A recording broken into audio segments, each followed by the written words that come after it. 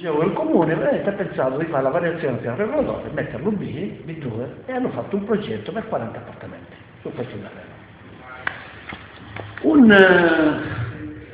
Noi abbiamo saputo tutto questo nel primo momento in cui già si poteva entrare con le pale meccaniche per poter spianare e cominciare a fabbricare. Era nella settimana di Pasqua, proprio il giorno di Pasqua, di fronte al bar. Nel frattempo non avevamo fatto il circolo, nel frattempo già correvamo, eravamo già un bel gruppetto di ragazzi, tanto per dire, gente sui quasi 30 anni, 25-30 anni.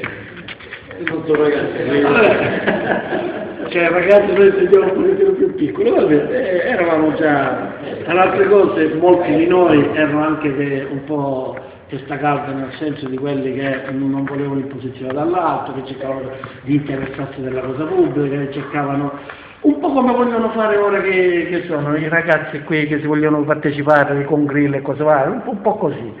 Però eravamo così, tipo fuspanti. Allora a questo punto vediamo che già si preparavano per cominciare a fabbricare, dice, ma che dobbiamo fare? Dobbiamo perdere noi un diritto che hanno praticamente da secoli che c'è tutta questa cosa. Il che, messi su una macchina, arrivati a Barcellona, prendiamo un avvocato alle prime armi, un amico, che fra le altre cose era con la famiglia eccetera, lo convinciamo di venirci di girare per il paese, di raccogliere le firme, perché noi volevamo ricorrere contro questo piano regolatore, contro questa concessione edilizia. Volevamo ricorrere di questo, e questo un po' perché aveva amiche politiche. Ho detto sì, ma se tu ti interessi di questo, sai, il paese vedi, lei è un paese abbastanza grosso, praticamente prendi voti, cioè abbiamo fatto una cosa perché era tutto gratuito, no? Preso, messo sulle macchine e cominciamo a girare, che poi alla fine non abbiamo girato affatto, ci siamo messi di fronte al bar e la gente veniva spontaneamente a firmare. In una prima giornata abbiamo raccolto 170 firme, con questo avvocato per fare questo ricorso. Poi successivamente negli altri giorni siamo arrivati a 500 e qualcosa. Abbiamo fatto questo ricorso. Però naturalmente non ci siamo semplicemente limitati al ricorso a TAR per l'annullamento di questa concessione edilizia. Abbiamo cominciato a vedere se effettivamente si poteva fare qualcosa. Noi, già col gruppo, avevamo visto che c'erano delle pubblicazioni, c'era Rossitto, c'era Petromasol, ma c'è parecchia gente che praticamente scriveva in tutte le pubblicazioni, quando si parlava del mobiliatore si diceva, di Castelvetrelle si diceva che c'era questa chiesetta che una volta faceva parte era nella zona di Pronotaro, poi è passato su Barcellona, che poi c'era questa scritta che si faceva questa fiera franca, le solite cose, non è che c'era niente di particolare.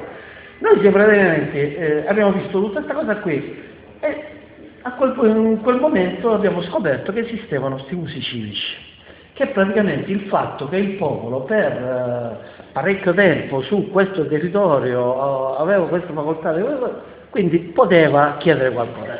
E scopriamo che a Palermo c'era un ufficio della regione per la liquidazione, con un commissario per la liquidazione proprio di questi usi civici. Scopriamo anche che c'erano delle leggi decreti nel 2026, 1927, 1928, dove praticamente ci hanno spiegato allora che si trattava più che altro, siccome c'era il discorso precedentemente dei terreni pubblici che venivano dati ai contadini, venivano coltivati, quindi un po' di affrancarlo, un po' di dare, tipo una specie di riscatto, come si dice? Le case popolari. Ecco, un po' la cosa, quindi riscattare di prenderlo quasi per uso capioni, non si pagava più, per poter dare praticamente, per dare un po' corso anche a quella che era la legge agraria a proposito delle terre ai contadini. E quindi vedete, scopriamo questo e scopriamo anche che questo proprietario, pagando, aveva fatto togliere questo usi civici. Perché? Perché praticamente, siccome questi bastava pagare, c'era la famosa affrancatura, bastava pagare e questi diventava libero. Poi parlando con quello un po' così abbiamo detto cosa dobbiamo fare? Dice, poi fate la richiesta, fate una richiesta che chiedete praticamente che si venga a fare una perizia da parte nostra per accertare questa cosa qua. Noi veniamo, naturalmente accertiamo con tutti i documenti, poi accertiamo con tutti i documenti quello che c'è e vediamo cosa fare. Naturalmente questo su nostra richiesta andava pagato. I soldi dove prendevamo? Che è un po' solo da cosa.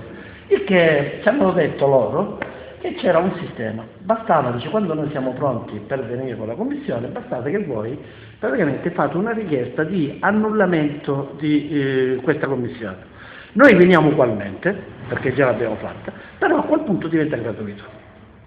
Alla fine siamo andati semplicemente al bar a prendere 4 euro. Cioè, rivedi com'è? È una cosa che io ho scritto. Com'è questa procedura? La procedura è questa, che praticamente noi abbiamo fatto la richiesta. Per riattivare l'uso civico? Per attivare l'uso civico loro vengono a fare una perizia in pratica, quindi acquisizione di documenti o queste cose.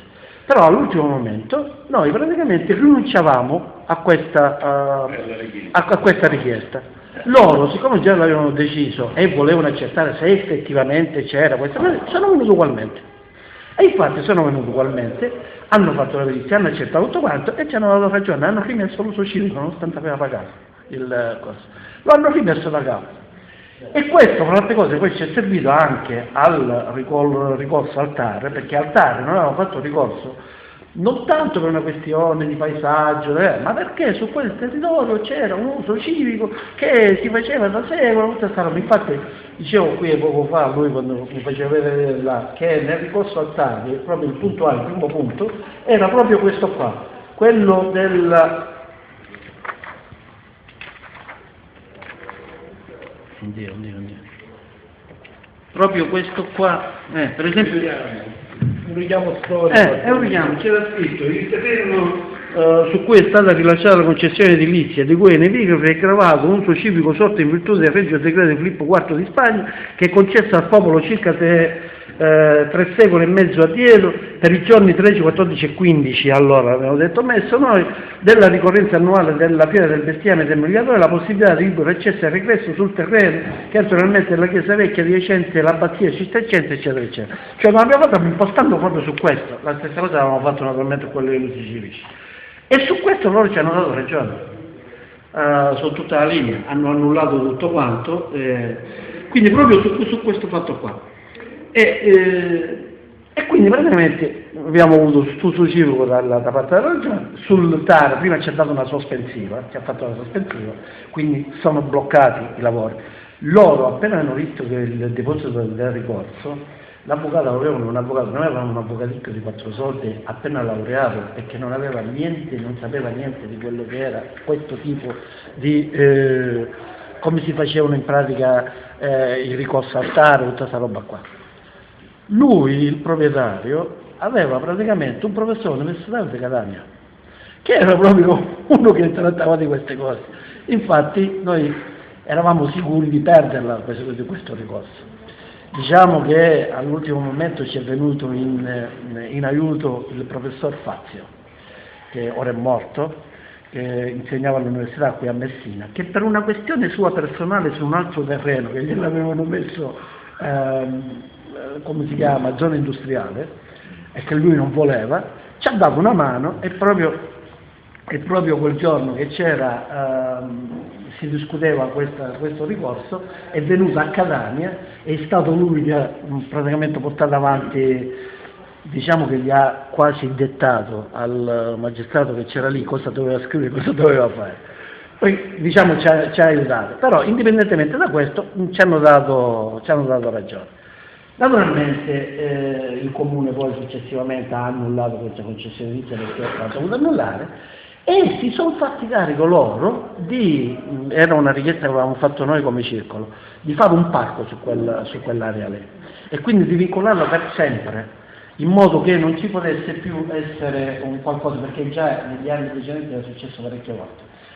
Cosa che poi è successo, oggi c'è un parco, c'è un parco sempre con come si chiama, che necessariamente si deve fare la festa, quindi c'è una zona proprio per gli animali, abbiamo costruito con l'impresa che avevo lavorato io, quindi sempre a gratis, perché tutte queste cose sempre a gratis, perché i soldi proprio non se ne parla.